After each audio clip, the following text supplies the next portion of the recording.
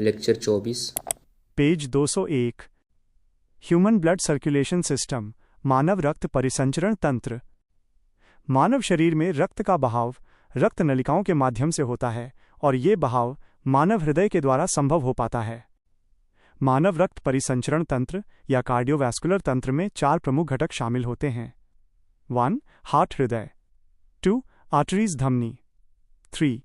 Veins नस या सिरा। 4. ब्लड रक्त।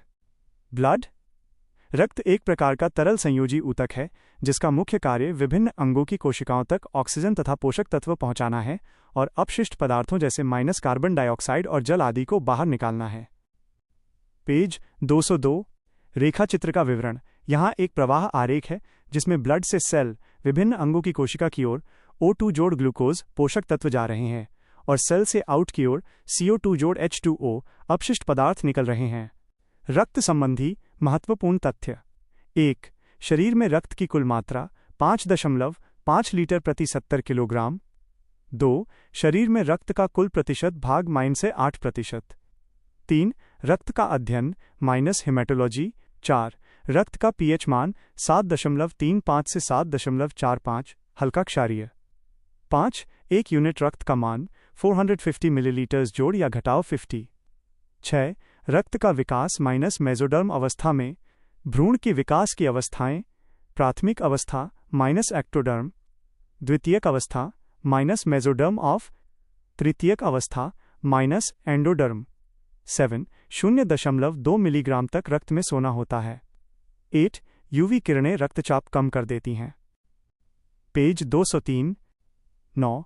महिलाओं में पुरुषों की तुलना में रक्त की मात्रा कम होती है। रक्त का वर्गीकरण।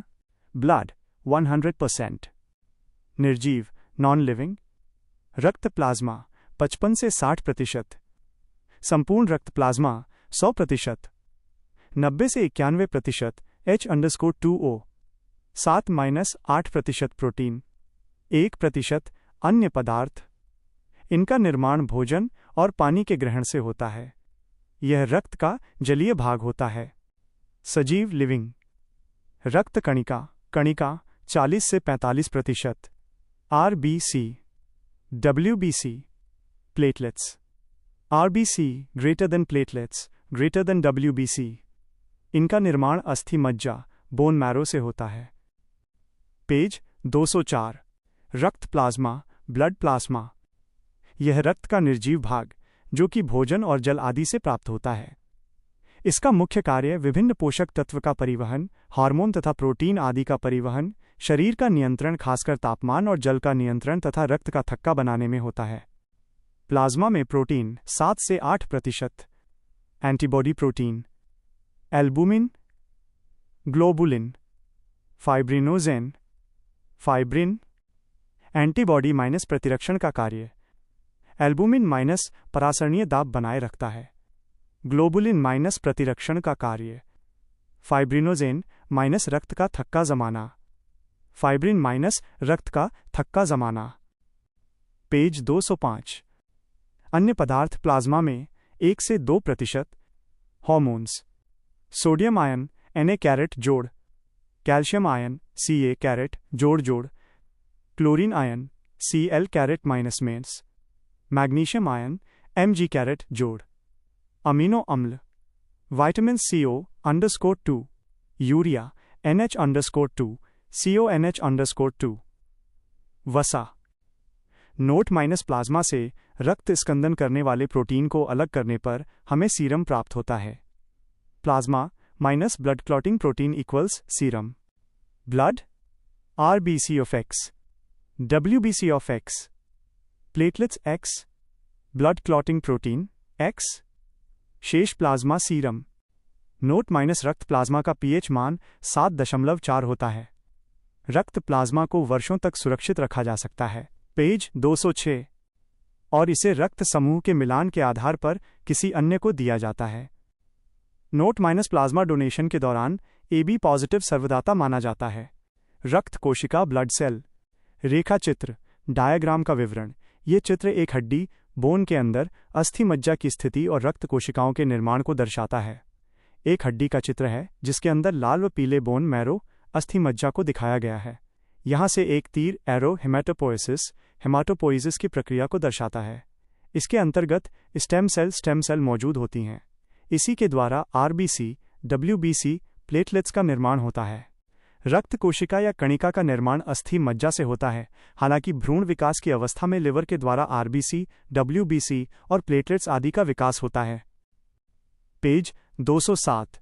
आरबीसी लाल रक्त कणिका। प्रमुख तथ्य। अन्य नाम इरिथ्रोसाइट। निर्माण अस्थि मज्जा। जीवन काल 120 दिन, 3 से 4 माह, 12 से 16 सप्ताह। आकृति उभयावतल, बाइकॉनकेव डिस्क। मात्रा 45 से 50 प्रति mm घन रक्त। नाभिक की स्थिति नहीं पाया जाता। अपवाद ऊंट, लामा, शिशु के आरबीसी में केंद्रक पाया जाता है। कार्य आरबीसी के साथ हीमोग्लोबिन पाया जाता है और ये ऑक्सीजन परिवहन करते हैं। मृत्यु स्प्लीन, प्लीहा। आरबीसी से संबंधित प्रमुख कॉन्सेप्ट। हीमोग्लोबिन। पेज 208। रेखाचित्र, डायग्राम का विवरण। यह रेखाचित्र हीमोग्लोबिन की रासायनिक संरचना के घटकों को स्पष्ट करता है। हीम जोड़ ग्लोबिन। हीम के नीचे लौह, Fe वर्णक लाल, राइट एरो इनऑर्गेनिक, अकार्बनिक। ग्लोबिन के नीचे प्रोटीन कैरियाट, राइट एरो ऑर्गेनिक, कार्बनिक। हीमोग्लोबिन कार्बनिक और अकार्बनिक रूप में निर्मित विशेष पदार्थ है जो कि ऑक्सीजन का परिवहन करता है तथा यह अन्य गैसों खासकर CO_2 का भी परिवहन करता है। इसमें लौह तत्व फेरस Fe कैरेट जोड़ पाया जाता है। एक हीमोग्लोबिन अणु अधिकतम 4 ऑक्सीजन के अणुओं का परिवहन कर सकता है। रेखाचित्र, डायग्राम का विवरण। यहाँ एक हीमोग्लोबिन के अणु को दिखाया गया है जो अपने साथ 4O_2 यानी ऑक्सीजन के 4 अणुओं को बांधे हुए है। हीमोग्लोबिन की कमी होने पर एनीमिया की समस्या या रक्त अल्पता हो जाती है। वयस्कों में ज्यादातर हीमोग्लोबिन ए 95 से 98% पाया जाता है तथा HbA 1 से 2% पाया जाता है। पेज 209। और HbF अत्यंत दुर्लभ होते हैं। हीमोग्लोबिन की मात्रा। मेल 13 से 16 ग्राम प्रति डेसीलीटर। न्यूबॉर्न नवजात 14 से 24 ग्राम प्रति डेसीलीटर। फीमेल 12 से 14 ग्राम प्रति डेसीलीटर। इन्फेंट शिशु 9.5 से 13 ग्राम प्रति decilitre. Anaemia male and female both right arrow 10 ग्राम प्रति डेसीलीटर से कम। एनीमिया को खत्म करने के लिए भारत सरकार ने एनीमिया मुक्त भारत अभियान चलाया है। हीमोग्लोबिन की अभिक्रियाएं। 1. Hb टेक्स्ट हीमोग्लोबिन जोड़ 4O_2 text oxygen. Right arrow HbO_2_4 text oxy haemoglobin. ये एक सामान्य अभिक्रिया है जिसके आधार पर हमारा जीवन चल रहा है। 2. Hb जोड़ CO_2 right arrow carbamino haemoglobin. ये अभिक्रिया ऑक्सीजन की तुलना में तीव्र होती है। पेज 210। हमारी रक्त प्लाज्मा में 5 से 7% CO_2 घुला होता है और ये अभिक्रिया होती रहती है। 3. Hb जोड़ CO right arrow carboxy haemoglobin. Carbon monoxide oxygen की तुलना में 200 से 300 ज्यादा गुना तेज अभिक्रिया करती है और ये अत्यंत हानिकारक है। रेखाचित्र, डायग्राम का विवरण। ये प्रवाह आरेख हाइपोक्सिया की स्थिति को समझाता है। CO जोड़ Hb होने पर 2 स्थितियां उत्पन्न होती हैं। 1. ब्लड में ऑक्सीजन लेवल कम। 2. ब्लड में CO लेवल ज्यादा। यह स्थिति हाइपोक्सिया कहलाती है। नोट - बंद कमरे में अंगीठी जलाना अत्यंत हानिकारक होता है क्योंकि CO की मात्रा बढ़ जाती है। कॉन्ड्रोसाइटस कोशिकाएं जो कि उपास्थ्यों का निर्माण करती हैं, इन्हीं के द्वारा ही हीमोग्लोबिन का भी निर्माण होता है।